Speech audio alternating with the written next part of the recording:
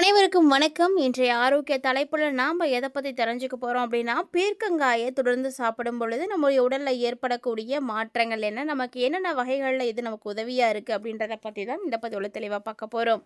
பீர்க்கங்காய் பார்த்தீங்கன்னா, குறைந்த கலோரியும், அதிக நீர்ச்சத்தும் கொண்ட ஒரு சிறந்த காய்ங்க. இதை நீங்க எடுத்துக்கும் பொழுது செரிமானத்தை மேம்படுத்தி கொடுக்கும்.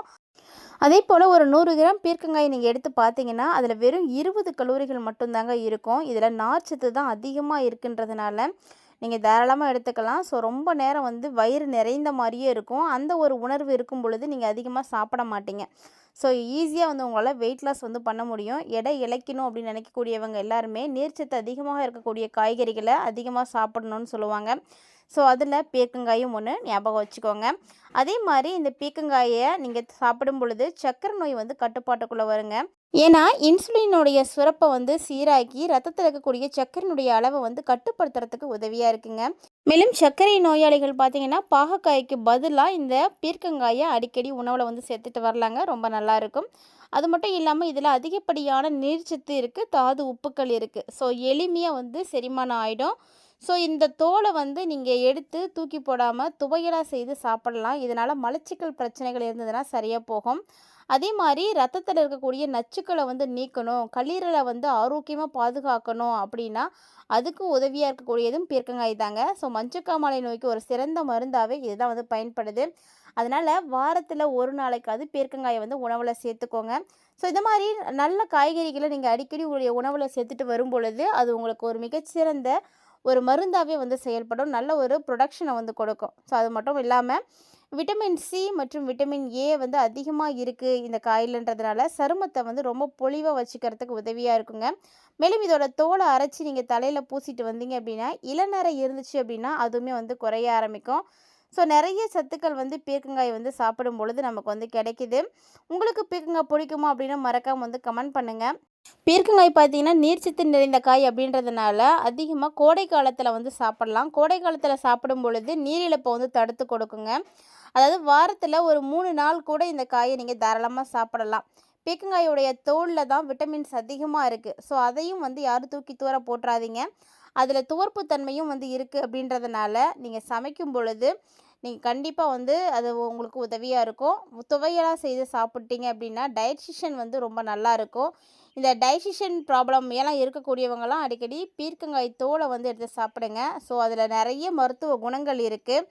மேலும் பார்த்தீங்கன்னா குழந்தைகளுடைய உடல் வளர்ச்சிக்கு பீர்க்கங்காய் ரொம்ப நல்லதுங்க. ஸோ காய்கறி சாப்பிட அடம் பிடிக்கக்கூடிய குழந்தைகளுக்கு இந்த பீர்க்கங்காயை பருப்போடு நீங்கள் சேர்த்து வேக வைத்து கொடுத்துட்டீங்க அப்படின்னா அவங்களுக்கு அது காய் இருக்கிறதே தெரியவே தெரியாது. இது குழந்தைங்களுடைய உடல் வளர்ச்சிக்கு ரொம்ப நல்லா இருக்கும். அதே மாதிரி பீர்க்கங்காயை ஒரு சிலர் அதை ஊறுகாயாக செஞ்சு சாப்பிடுவாங்க. ஊறுகாயை நீங்கள் சாப்பிடும் பொழுது சத்துக்கள் எல்லாமே கிடைக்குமா அப்படின்னா கண்டிப்பாக அது கொஷின் மார்க் தாங்க. ஸோ அதனால் அதை நீங்கள் முழுமையாக அப்படி சாப்பிடாம உங்களுக்கு கடையிலாவோ மசியலாவோ பொரியலாவோ செஞ்சு சாப்பிட்றது தான் ரொம்ப நல்லாயிருக்கும். அது மாதிரி செஞ்சு சாப்பிடுங்க. ஏன்னா இந்த ஊறுகாயை எடுத்துக்கும் பொழுது கலோரிகள் அதிகமாகிடும். அதனால் பார்த்தீங்கன்னா உடலில் கொலஸ்ட்ராலும் அதிகமாகலாம். ஸோ எடை குறைக்கணும் அப்படின்னு நினைக்கிறவங்க இதய நோயாளிகள் எல்லாருமே இந்த பீர்க்கங்காயை ஊறுகாய் மாதிரி செஞ்சு சாப்பிட்றத முழுமையாக தவிர்க்கணும். ஆனால் பீர்க்கங்காய் தோல் நீங்கள் துவையலாக செஞ்சு சாப்பிட்லாங்க. ரொம்ப நல்லது. பீர்க்கங்காயை சாப்பிடணும் அப்படின்னு நினைக்கிறவங்க தோலை என்றைக்கும் தூர போட்டுறாதீங்க. சிறந்த ஆன்டி ஆக்சிடென்ட்டுகளாக இது செயல்படுது அப்படின்றதுனால நம்மளுடைய உடலில் நோய் எதிர்ப்பு சக்தியும் அதிகமாக்கி கொடுக்கும். அதே மாதிரி புற்றுநோய் பாதித்தவர்களும் பார்த்திங்கன்னா அதிலிருந்து மீண்டுட்டு இருக்கக்கூடியவங்களும் கூட தயக்கம் இல்லாமல் இந்த பீர்க்கங்காயை தாராளமாக சாப்பிட்லாங்க. பீர்க்கங்காய் ஒரு நல்ல ஒரு காய் தான். அதே மாதிரி ப்ரெக்னெண்ட்டாக இருக்கக்கூடிய லேடிஸ் எல்லாருக்குமே கர்ப்ப காலத்தில் வாந்தி அந்த மாதிரியான உணர்வுகள்லாம் ஏற்பட்டுகிட்டே இருக்கும் பார்த்திங்களா. நீங்கள் மட்டும் பீர்க்கங்காய் தவிர்த்துக்கோங்க. ஏன்னா பீர்க்கங்காய் சமைக்கும்போது ஒரு ஸ்மெல் வரும். அதனால் நீங்களாம் தவிர்த்துக்கோங்க. சர்க்கரை நோய் பாதிப்பு தீவிரமாக இருக்கக்கூடியவங்க உணவில் உப்பு குறைவாக பயன்படுத்தணும். உப்பில்லா பண்டம் குப்பைக்கு தான் போகும் அப்படின்னு பழமொழியெலாம் இருக்குது.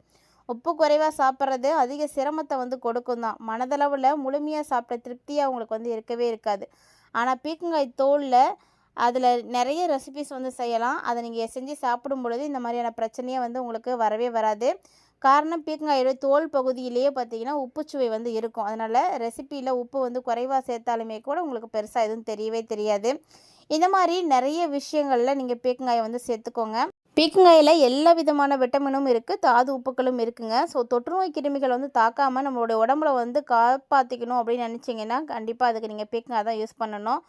அதுவும் மஞ்சக்காமாலை இருக்கக்கூடியவங்களுக்கெல்லாம் இந்த பீர்க்கங்காய் சாறு ஒரு சிறந்த மருந்துங்க. சர்க்கரை நோயாளியாக இருக்கக்கூடியவங்களும் இதை வந்து நீங்கள் எடுத்துக்கலாம். மேலும் சொறி, சிரங்கு, புண், காய்ச்சல் இது மாதிரி இருக்கக்கூடியவங்களும் பீர்க்கங்காய் சேர்த்து வந்து சாப்பிடுங்க. ஏன்னா புண்ணு, சொறி, சிரங்கு இருக்கக்கூடிய இடங்களில் பீர்க்கங்காய் இலையை வந்து நீங்கள் சாறாக்கி அதை தடவுனீங்க அப்படின்னா அதுக்கெல்லாம் சூப்பரான ரிசல்ட் கிடைக்கும். அதே மாதிரி பீர்க்கங்காயோட விதையும் வந்து ரொம்ப ரொம்ப நல்லது. அந்த விதையிலேருந்து எடுக்கப்படக்கூடிய எண்ணெய் பார்த்திங்கன்னா தோல் நோய், தொழுநோய் இது எல்லாத்துக்குமே வந்து ஒரு பூசு மருந்தாக வந்து பயன்படுத்திகிட்டு இருக்காங்க. மேலும் பீர்க்கங்காய் வந்து அதிகமாக சாப்பிட்டீங்க அப்படின்னா கண் பார்வைக்கு ரொம்ப ரொம்ப நல்லதுங்க. கண்ணை வந்து நல்லா தெரிய வைக்கும். நோய் எதிர்ப்பு சக்தி இருக்கிறதுனால பீர்க்கங்காயை கண்டிப்பாக நீங்கள் வந்து சேர்த்துக்கோங்க. அதே மாதிரி தோல் நோயாளிகளாக இருக்கீங்க அப்படின்னா நீங்களும் தவறாமல் பீர்க்கங்காயை வந்து எடுத்துக்கிறது ரொம்பவே நல்லது. அதே போல் வயிற்றில் வந்து அமில சுரப்பு வந்து அதிகமாவதை வந்து தடுத்து வயிற்றில் புண் வந்து வராமல் வந்து காக்கிறதுக்கு ரொம்ப ரொம்ப உதவியாக இருக்கக்கூடிய காய்னா அது பீர்க்கங்காய் தான். ஏன்னா பீர்க்கங்காயை சாப்பிடும் பொழுது உடலுக்கு வந்து குளிர்ச்சி வந்து கிடைக்கும். ஸோ இந்த மாதிரி நிறைய விஷயங்களுக்கு பீர்க்கங்காய் வந்து பயன்படுது. இந்த காயில் பீட்டா கரோடின் அதிகமாக இருக்குது அப்படின்றதுனால பார்வை நரம்புகள், பார்வை இரத்த நாளங்கள் இருக்கக்கூடிய நச்சுக்கள் இது எல்லாத்தையுமே நீக்கி தீங்கு விளைவிக்கக்கூடிய ஃப்ரீ ரேடிக்கல்ல இருந்து கண்ணை வந்து பாதுகாக்குதுங்க. அதே மாதிரி இதயத்தை வந்து ஆரோக்கியமாக வச்சுக்கிறதுக்கு ரொம்ப உதவியாக இருக்கக்கூடியது அப்படின்னா பீர்க்கங்காய் தான். ஸோ ரத்த சோகை இருக்கக்கூடியவங்களும் நீங்கள் பீர்க்கங்காய் எடுத்துக்கலாம். அதிக அளவில் இரும்பு சத்தை பெற்றிருக்கக்கூடிய காய் தான் இந்த பீர்க்கங்காய். அதனால் பீர்க்கங்காயை நீங்கள் சாப்பிட்டு வரும் பொழுது உங்களுக்கு இரும்பு சத்து குறைபாட்டில் ஏற்படக்கூடிய ரத்த சோகையை வந்து குணப்படுத்துங்க. மேலும் பீர்க்கங்காயில் விட்டமின் B6 வந்து அதிகமாகவே வந்து இருக்குது. இந்த இரும்பு சத்தோடு இணைந்து உடலில் இரத்த சிவப்பு அணுக்களை வந்து முறையாக உருவாக்கி கொடுக்கறதுல முக்கிய பங்கு வகிக்கக்கூடியது அப்படின்னா அது வந்து பீர்க்கங்காய் தாங்க. இதனால் உடலில் எல்லா உறுப்புகளும் சீரான இரத்த ஓட்டத்தை வந்து பெறும். அதனால் வலி மற்றும் சோர்வு இருக்குது அப்படின்னா அந்த அறிகுறிகளை கூட வந்து அதை தணித்து கொடுத்துடும். அதே போல் பீர்க்கங்காய் ரத்தத்தில் இருக்கக்கூடிய நச்சுக்கழிவுகளை எல்லாத்தையும் வெளியேற்றிடும். மதுவினுடைய எச்சங்கள் மற்றும் செரிக்கப்படாத உணவு துகள்களால் ஏற்படக்கூடிய எச்சங்கள் இப்படி எல்லாத்தையுமே வந்து வெளியேற்றுவதற்கு உதவியாக இருக்குங்க. ஸோ இதனால் கல்லீரலுடைய ஆரோக்கியம், பித்தநீர் சுரப்பினுடைய செயல்பாடு எல்லாத்தையுமே வந்து சிறப்பாக ஆக்கி கொடுத்துடும்.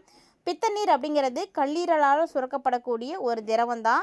இது கொழுப்புகளை வந்து உடைத்து செரிக்கிறதுக்கு உதவியாக இருக்கும். ஸோ மேலும் மஞ்சக்காமாலை, பித்த நாளத்துலேருந்து ஏற்படக்கூடிய இன்னும் வேறு விதமான நோய்களுக்கு எல்லாத்துக்குமே ஒரு சிறந்த ஒரு சிகிச்சைக்கு அளிக்கக்கூடியது அப்படின்னா அது வந்து பீர்க்கங்காய் தாங்க.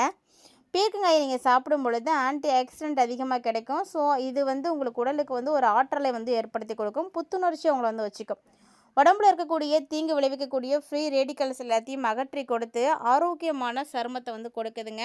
பீர்க்கங்காயில் எவ்வளவு சத்துக்கள் இருக்குது, என்னென்ன வகைகள் நமக்கு உதவியாக இருக்குது அப்படின்றதெல்லாம் நீங்கள் தெளிவாக பார்த்துருப்பீங்கன்னு நினைக்கிறேன். கண்டிப்பாக வீடியோ உங்களுக்கு பிடிச்சிருக்குன்னு நினைக்கிறேன். பிடிச்சிருந்தால் லைக் பண்ணி ஷேர் பண்ணுங்கள், மறக்காமல் கமெண்ட் பண்ணுங்கள். மீண்டும் மற்றொரு சுவாரஸ்யமான ஆரோக்கிய தலைப்பில் சந்திக்கலாம்.